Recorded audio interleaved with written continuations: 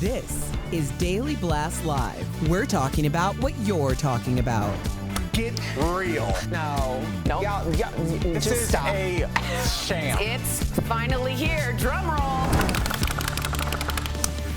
Welcome to DBL. It's Friday, y'all. Yes. Am I allowed to say y'all? My wife's from the South. Yeah. I say y'all all the time, and My dad's from the South. Yeah. You can say it. Kelly think Ronan's you over there nodding. My Yeah, dad's you from can the say South, South Carolina. Yeah. I don't say South you. Carolina. Yeah. I don't say y'all with you included because I'm not talking to you. So that's good. Oh, big burn on a Friday. Wow. All right. Guess we just do the show now. Tori wants to be mean. Let's do it. I wanna see play Tori ball. for 2 days. Let's get to it, guys. Taylor Swift made her return to the NFL last night. She was seen walking into Arrowhead Stadium in Kansas City to watch the Chiefs play the Denver Broncos. Woo! But instead of showing Taylor all the time during the game, I thought there was going to be like a little Taylor song in there somehow. It's coming up. Broadcaster Aaron Michaels told Sports Illustrated Taylor Swift's coverage would be in moderation. Still, there was a lot of Taylor to take in. She was spotted sitting with Kelce and waving to fans. Here it comes. There appeared to be no bad blood between the two.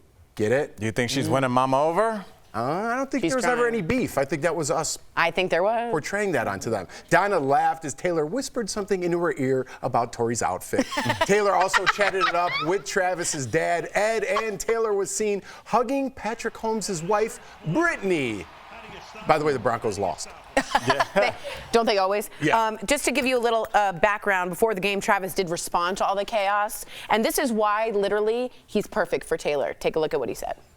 I embrace it. I love the chaos, knowing that everybody's looking at the Kansas City Chiefs, and then you add all the madness that's happening out here in the world, and it's just it's a whole bunch of fun for me right now. Cool music choice. Anyway, I think that her other partners, much like Joe Alwyn, didn't embrace it. He does, and that's part of the fun for her because this is a big part of her personality. Also, her whispering is because they have lip readers now watching her, trying to find out what she's saying to Kelce. we knew that Travis enjoyed this. Yeah, he loves it. Yes, we knew. Yeah. That's all? Period. You think Well, Travis Kelce has not exactly been someone who has shied away from Right. publicity. He's always kind of, created or had some of that created for himself. So I'm not shocked. I think that all of this, we'll see how this plays out. But I do think that there's a thin line between loving it and thriving on it and needing that to be a part of the relationship. So we'll see. I was just shocked because you guys must have taken the interview that Mama Kelce did differently than I did. I took that as a mom that's not digging the new girlfriend. And that body language in that booth seemed like something changed. So, hey, good on them. This might be happening. I know you were very vocal about that, but I got more of the impression of I don't know her, which is a very okay answer for people. You can't have a real feeling about someone that you don't really know. They barely know each other. So I think it's okay to be like, yeah, it's whatever. I don't know her. I just think if she didn't know her, she should have said, or it wouldn't have been a thing if she said, oh, it was lovely. Just say that instead of, it was okay. That to me is more of a statement than, you know what I mean? Yeah, it was a little shot. Yeah, to me it was a little shot. She's What warming up. is she wearing a 60? What's that 60 jersey? Did you see? I just noticed it now, and I was wondering if that. Of course, Taylor Swift. Oh. But does that mean something? Was that the one from the Aaron Andrews collection? See that right there? Yeah. Apparently, Aaron Andrews is friends with Travis Right. Kelce. So So that was now that. But that is girls supporting girls. That's right. Yeah, Women is that supporting what it women. is? Yeah, Is it's that- apparently a fashion. Taylor wears something, everything sells out. Yeah, I know. But so Peter's going crazy over it. The Chiefs were founded in 1960. Oh, That's thank you, why it's on there. Peter. Okay. I don't know if this is girls supporting girls. No, I she's think wearing this that is outfit. The ultimate marketing machine. That's all this is. Yeah, Taylor they're gonna sell picks that up a jersey mug whatever. and it sells. Immediately. Taylor puts on a jacket and it sells. is she not really just a vessel, a conduit to tell people what to buy? But it's the intention on who you're wearing. And I think that maybe you don't shop like this. So I understand your thinking, and that's fine. I would be saying the same thing to my husband. But when I'm doing certain things, I'm very intentional about what I'm wearing, especially if it's someone who is coming from like a female creator, a BIPOC creator. Like, I'm very intentional about things elevating like that. them. Yes, because when people ask me, I want to be able to support businesses that don't normally get that type of shine. So I'm just saying that she could have worn anything. Erin Andrews has been on the air for almost a decade and a half. I think there's other designers that not as an entrepreneur. She's not a designer, but I'm saying by her wearing that, she made that choice to support her friend, and she could have supported anybody. She could have been wearing Gucci. I like it. Support your friend. Everybody go out and get yourself a red velvet jacket like a buddy had. Yes. That's right, make buddy. money off of it. Not yet. What is it? What is this, velvet? It's my smoking jacket. Yeah, I like it. I like it too. Buddy. You look cute as a button. All right. Another woman has made an early exit on the Golden Bachelor. On last night's episode, Joan told Gary she had to leave to help her daughter who just had a baby. Take a look. So as much as I don't want to leave, and I don't want to leave our journey, like, I gotta be a parent. And I gotta go home to my kids. And So I understand. I knew you would. I get it. I understand. There's a moral compass that we both share. Yeah. And sometimes the right thing to do is the hardest. Although I know I'm doing the right thing for my family, I feel like I'm doing the hugely wrong thing for us.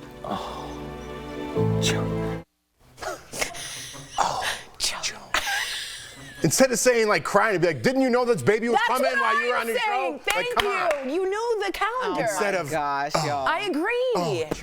Maybe they didn't. Maybe some it was music over No, that. 9 months. Maybe it was a preemie. Oh, my stop. God. Maybe we are on a syndicated show in which we've produced a certain amount of time for a certain amount of contestants, and the contestants are dropping. Yeah. And there could have been 2 contestants that have been like, my daughter ain't pregnant. I can Agreed. stay. Agreed. Like, you shouldn't be on there. You're holding the spot for somebody we that's also not got there. some foreshadowing from Joan too, because she was feeling very insecure during the group date, which was a talent competition, and she didn't have the type of talent that the other women had. Joan. So I think she was probably feeling like maybe she was going to do this instead. I see. Oh, Joan. All right, Joan isn't alone. Last week, another Joan woman isn't left alone. the show. Marina broke the news to Gary. Is that right? Marina, over FaceTime, the single mom, not a FaceTime breakup. The single mom said she had to quit the show early to go back home to her family. So a lot of, you get a little older, a lot of family stuff is happening. This is relatable. Which is more important than the show. It is It's relatable. so relatable. What am I doing next weekend? I'm going home to see family, and you all understand that. Gary, it's part of the show. You deal with grief, you deal with taking care of family. I can't imagine that parent didn't know that baby was coming, and that's part of the show in some respects. So they're trying to show you what it's like to be dating in the older years, and that's part of it. And that's okay. That's just part of it. But in your older years, you also should be well adept at planning. And you're on a show. I thought so, They too. didn't show up at your I house like agree. Publishers I agree. Clearinghouse I know. and say, guess what? You I went agree. through probably a year-long process to get on this show. They Not a vetted you, year. background checked. Do you know how many open call auditions? It's months. Yeah, it's definitely months. And they got on there. Here's what happened. They knew they were about to get probably escorted off, and they were going to not be invited. And they took the way out where they looked as classy as possible. Or they come in, as many of the people do, with a certain expectation. That expectation wasn't met. They realize the value of their time, and they're saying, wow, I'm just sitting in a house all day with these other women having conversations and filming for this little period of time. My time would probably be better served going back home, because this isn't what I thought it was going to be. Have you seen The Wedding Singer? Yes. Okay, you know really when she comes to him after the wedding and when they don't get married, and she says, I was never in love with you, and he says, that'd have been good information yesterday. That's all this like, hey, my time could have been better spent, and I'm thinking about getting that paper route and maybe get on the Peloton. Great. don't sign up for this because you're holding 2 spots I agree. that people that are now home could have been on. That's all I'm saying. Maybe they feel like he's already found his person. I feel like a lot of these people have already found their person from like the first week. Yeah, I feel like chemistry is right away. You're like, Joan, it's not going to be you. Yeah, Bye, he's been- Joan. Obviously, You know he what I has mean? a thing for Teresa. Yeah. He's been Teresa. You think it's Teresa? Have you never seen at the end somebody flips up and picks somebody you didn't see coming? Sometimes, but I don't Okay. feel like Gary's that good of an actor. He was pretty good. Oh, Joan. That was. That was pretty good. You make Chris He's laugh. gonna, when he's you gonna do get on it. a soap opera. I just like doing that. I like doing that. Coming up on DBL, our interview with Henry Winkler. Speaking of good actors, he's telling us about his new memoir, Being Henry, The Fonz, and Beyond. Plus, is Travis Scott having a hard time selling tickets to his own show? Erica's gonna explain in her segment what Erica's watching. That's not Travis Scott.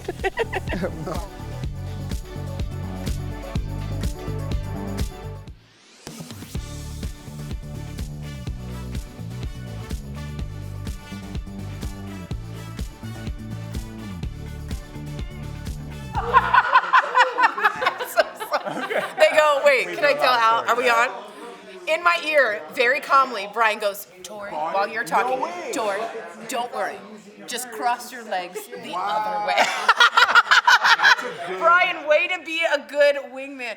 Don't worry, nothing's showing. Just cross your legs the other way. Just to be sure. Hey, here, Peter told me a fun story about the 60 jersey that Taylor Swift was wearing. So that was the year that the Chiefs were founded. But it's the lowest selling thing on the NFL website if you were going to buy it from the Chiefs. So Taylor Swift wore it, and he was at the bar watching, and all 4 girls he was with bought that because they had so much inventory of it. And they bought it, so I bet it's sold out now because it was the most thing that they had the most And inventory Erin for. Andrews designed it? Is she the designer? Is that what we heard? I don't know, but that's That's insane. I mean, maybe that's that's funny. So now it's definitely sold out. And she Yeah. always, Taylor have you Swift noticed, wore she it. always wears the jackets now. It's 3 times in a row, off one shoulder. So she wore the leather jacket, the Chiefs jacket, and the other denim. So I don't know, can I start wearing jackets half on? I don't like that look. Yes, She does no, it. I do it all the It's like time you just too. escaped from the wilderness. No, I wear my jackets like that too Okay. because I have broad shoulder, like my. So if I'm wearing a jacket and it's boxier, You I'll look. always wear it a little off the shoulder. Because of the silhouette. Yeah. That's a smart idea. So, yeah, or you drape it a little. But she does this really cool, like, 80s punk. It's very her. 80s, yeah. And she's kind of got her hair matted down. You know what I mean? Do you think Erin Andrews does every team in that jacket? I would assume. She probably has a deal with the NFL, you would think. Are we talking about the Erin Andrews who's the reporter? No. The one we went to high school with. Oh. I think maybe we're Are we missing- talking about Taylor Swift, the singer? Taylor Swift's gift is she gets rid Or of the stuff bath that's not bomb moving lady? your stock. So any restaurant that's like, 30 you got a seconds, dish that's not 30 selling, seconds. have Taylor eat it. Is this This Tori? goes to tape. This is all on tape. Oh, this is Erica. Yep. Incorrect. I don't like seeing older people like The Bachelor, like being all dramatic.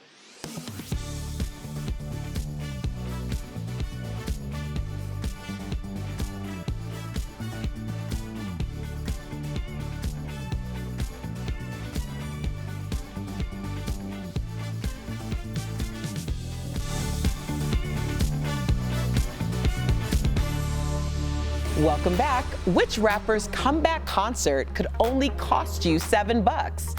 What made fans ride for Issa Rae? And Toni Braxton turns heads in her birthday suit. In this week's What Erica's Watching. First, Issa Rae came on the scene making us laugh as the awkward black girl.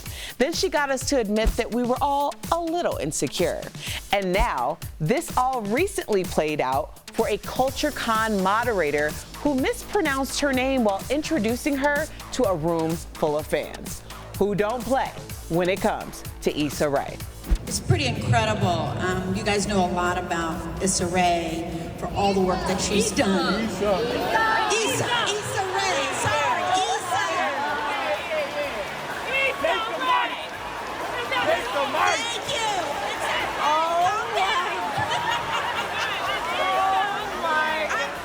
I'm over here saying, calm down, it's okay. I'm part of the community, honey, it's okay. And it's okay to be vulnerable and don't get it right all the time. That's my life. Now talk about making a comeback from a very awkward black girl moment. Yes.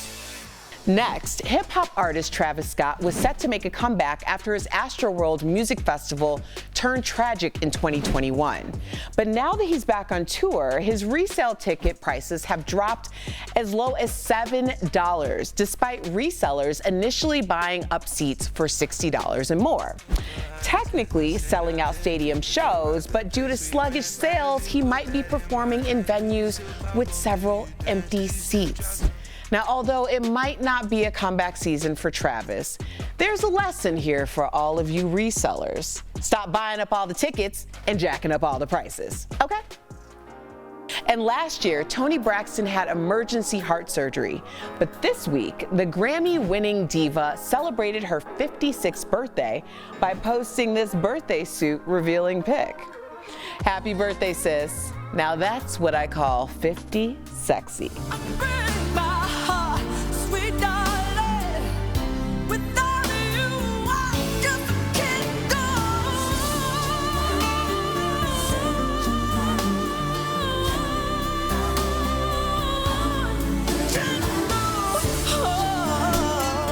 Share with me anything that catches your eye by using the hashtag DBLEricaWatch.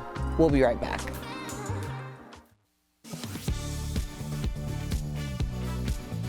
On October 3rd, the White House announced a plan to build 20 miles of border wall in South Texas. Several Verify viewers, including John and Brandon, reached out to ask if this is a reversal for President Joe Biden. So, let's verify. Did Biden previously say he wouldn't construct any more of the border wall? Our sources are the Department of Homeland Security and remarks made by Biden. In 2020, on the campaign trail, Biden told a panel of journalists that, as president, he would not expand the wall. There will not be another foot of wall constructed in my administration. Once elected, on his first day in office, he issued a proclamation to pause work on each construction project on the southern border wall. So, yes, President Biden did previously say he wouldn't construct any more of the border wall. However, Biden argues he had little choice in stopping this new construction. In 2019, under then-President Donald Trump, Congress passed a spending bill that earmarked more than $1 billion to build this section of wall. And CBP said unless Congress cancels these funds, the law requires DHS to use the funds consistent with their appropriate purpose. Since that was never done, the project is moving forward. Biden's Secretary of Homeland Security also acknowledged there is presently an acute and immediate need to construct physical barriers. With your Verify along the U.S.-Mexico border in San Diego, I'm Brandon Lewis.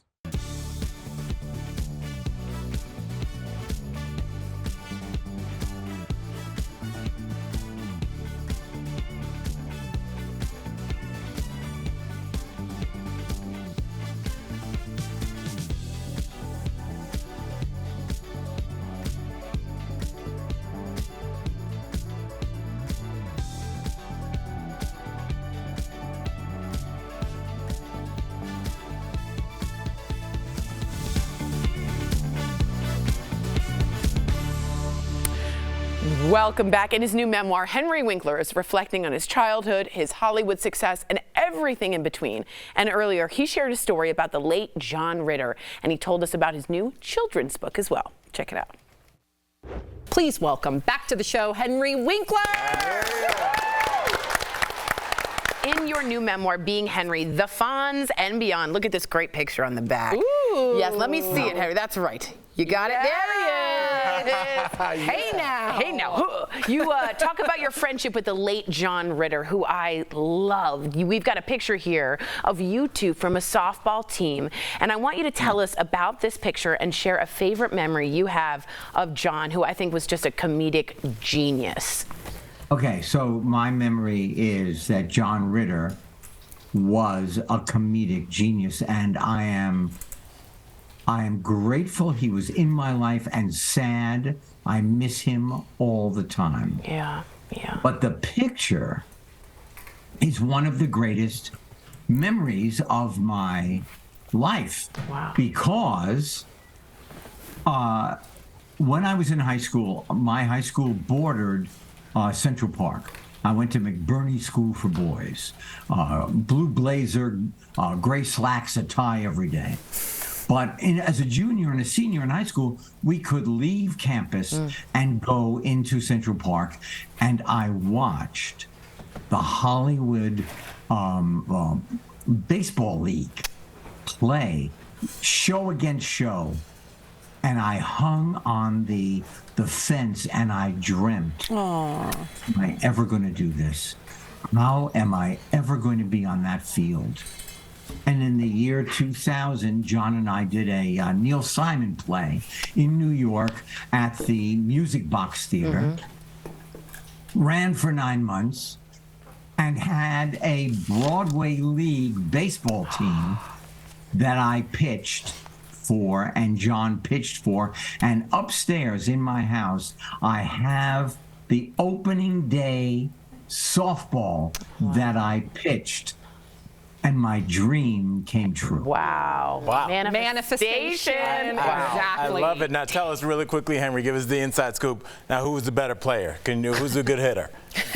Well, you can't talk about the dead, really, but I am. I love it. Henry, you got a lot going on because you have not one but 2 books coming out this month. So amazing. This is your children's book, Detective Duck. Cute. All right, now it's dropping on the 17th. Grab it. Yes, you match us one Detective Duck for another. She is a little duckling. She lives in New Hampshire. She is the only duck on the earth with a beaver for a dad. Aww. And she dreams about being a detective, and she uses her detective skills to solve ecological problems to keep her pond and all of her friends healthy. Oh, amazing. Well, Henry, we have about a minute left, but I understand you have a partnership with a pharmaceutical company to encourage people to get their eyes checked. Why did you want to get involved in this? Tell you why. When I met my wife, her dad, my future father-in-law, became my dentist. And I watched his eyesight diminish from aging macular degeneration. And we didn't know it really at the time, but I saw him read his letters, and then a machine came in that enlarged the letters, and then that didn't work. So when Apellis approached me, I said, yes, it will be a pleasure to tell people to go to the eye doctor. And see, macular degeneration, at least there is something you can do to kind of slow it. Right. The next phase is geographic atrophy, and you cannot do anything about that. Wow.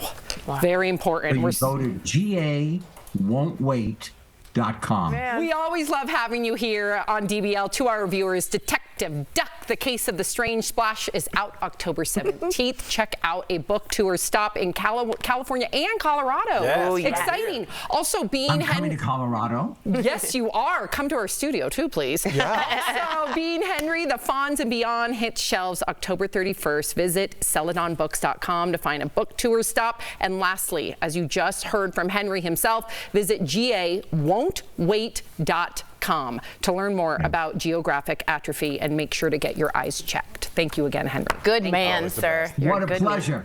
Always. We'll be right back. Thank you. Come see us in Colorado. Please come.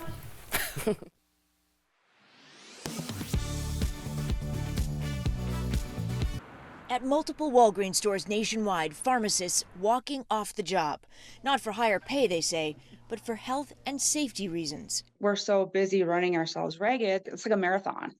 And seeing, customer safety be at risk as well as our own. Tammy, who asked us not to use her full name, works as a pharmacist technician at a busy Walgreens in Minnesota. She says she joined at least 10 of her colleagues who did not report for work on Monday. It's very scary, and we're actually getting to the point where it looks like, I don't know, like how much farther we can push ourselves. In addition to filling and verifying prescriptions, Tammy and other Walgreens employees say pharmacists and support staff are also managing a high volume of calls, working with insurance companies, and administering a growing number of vaccines. In a statement, Walgreens acknowledges that the last few years have required an unprecedented effort from our team members, and that it has been a very challenging time.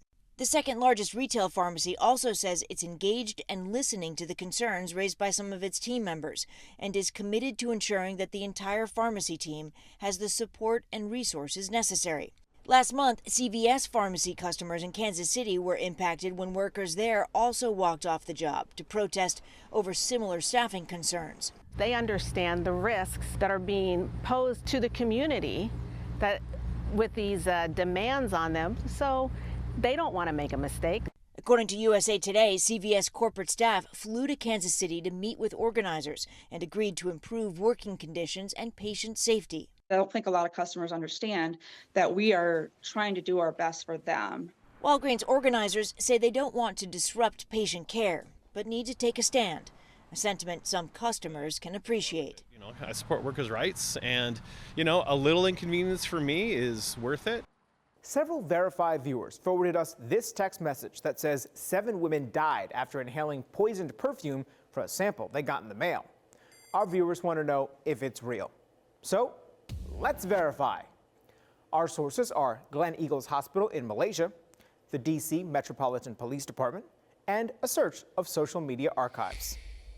The warning in this text claims to come from Glen Eagles Hospital, but there's no hospital in the U.S. with that name, although there is one in Malaysia.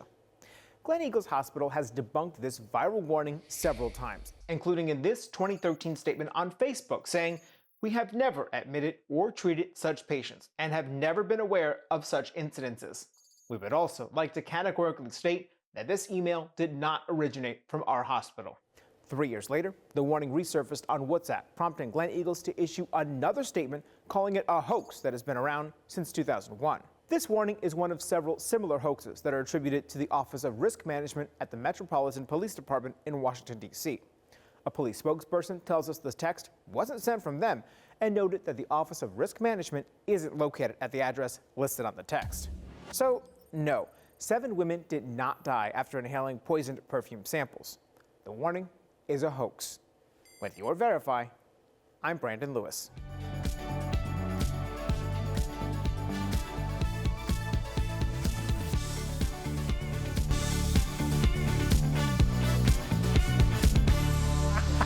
Welcome back. If you got some projects in the works to add value to your home, look no further than your good old bathroom. We're talking about in today's tips, sponsored by Jacuzzi. First, change your towels and flooring.